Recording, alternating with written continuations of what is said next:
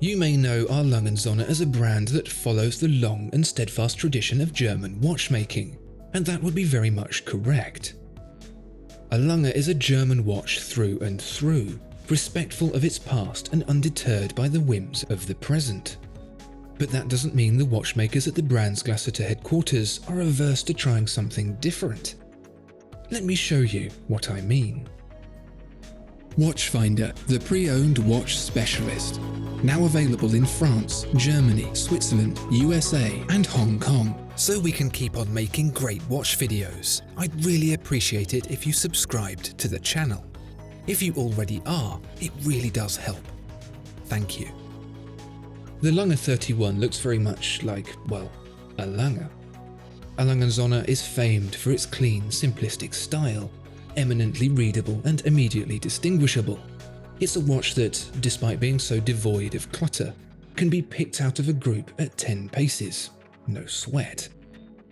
It just has that special something about it, and the Lange 31 is no different. It's not the cleanest a.lange Söhne dial, nor is it the busiest.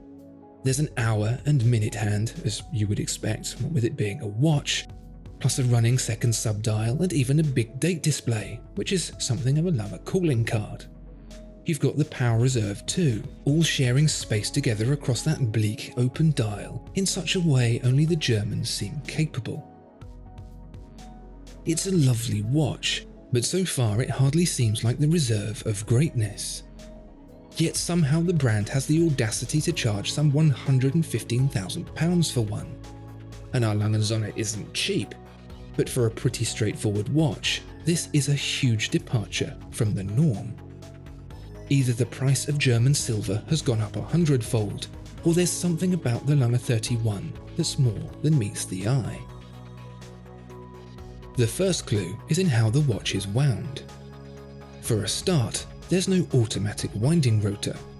This is a hand-wound movement, yet it does without the Jean-Adrien Philippe, of Patek Philippe fame, devised mechanism of 1842, the winding crown. Yes, this watch has devolved back to the 19th century and requires a key to wind. So is that what you're paying for? A watch that's not as good as all the others? Not exactly. Whilst it's true that the winding process has been rewound back to the 1800s, the reasoning is a little, how should I put it, unexpected. Have you ever wound a watch with a tiny crown? It's a complete pain. You just can't get enough grip in your fingers to overcome the torque of the spring, which only gets greater the more it gets wound. The same problem occurs with a Lange 31. If you were to try and wind the mainspring with the crown, your fingers would be in shreds in minutes. And if you think minutes sounds like a long time to be winding a watch, think again, because the twin mainsprings in this thing measure up at almost 4 meters long. That's 10 times the length of a standard mainspring, which provides 10 times the power. And so the name becomes clear. It's called the Lange 31 because it has a power reserve, and I can't believe I'm saying this, of a month. So what? Big whoop, right?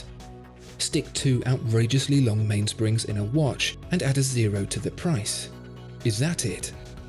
Not quite, because it isn't just a case of simply adding 2 tape measures worth of spring and hoping for the best.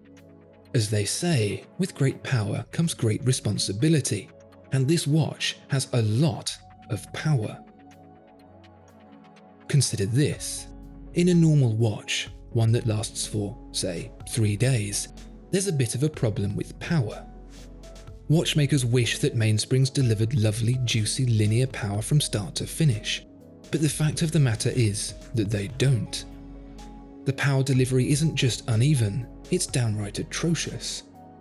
It's called a torque curve. When a spring is fully wound, it's like a bull on opioids in a box. This thing is raring to get out. So, for the first chunk of the mainspring's wind, it's doing overtime, 10 to the dozen. Some manufacturers even lock off that topmost part of the power band just because it's so inducive to bad timing. But we're not out of the woods yet. For the bulk of the mainspring's capacity, it's a gently declining slope down in power, the shove getting weaker and weaker and weaker. Then, right as the tank is running on empty, it drops off a cliff. There's a few more hours to spare here, but again, many watchmakers choose to block this bit off to stop the timing of the watch going completely out the window.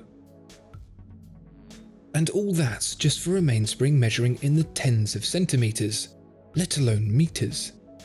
You can see why this thing needs a key to get it all the way to full wind, because you'd need the pinch strength of an Olympic thumb war champion to get there with the crown alone.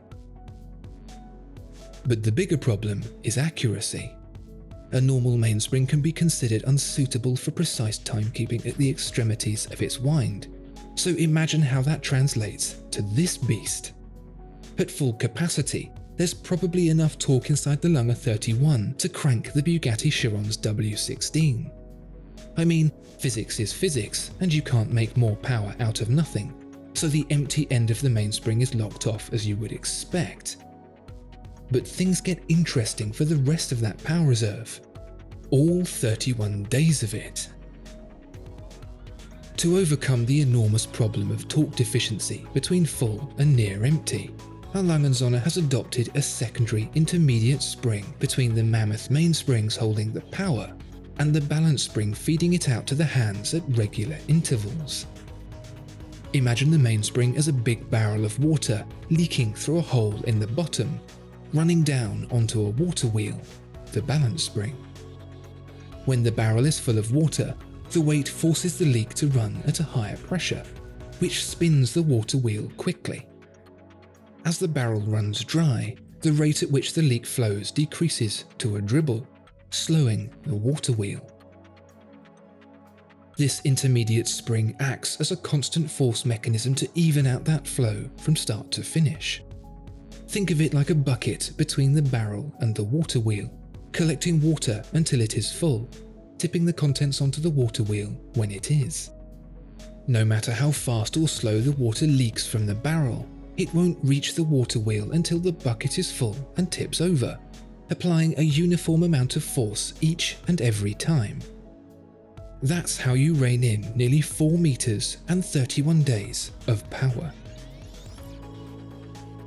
The Lange 31 is a fascinating demonstration of what if, an engineering challenge posed and overcome at the most extreme. With winding crowns and self-winding movements, a 31-day power reserve isn't exactly a necessity, but the thinking behind the journey to getting it here, absolutely 100% worth it. Discover more exceptional watches at Watchfinder. Thank you so much for watching this video. If you enjoyed it, please do consider giving it a like and subscribing to the channel. If there are any watches you'd like to see featured, please let us know in the comments below.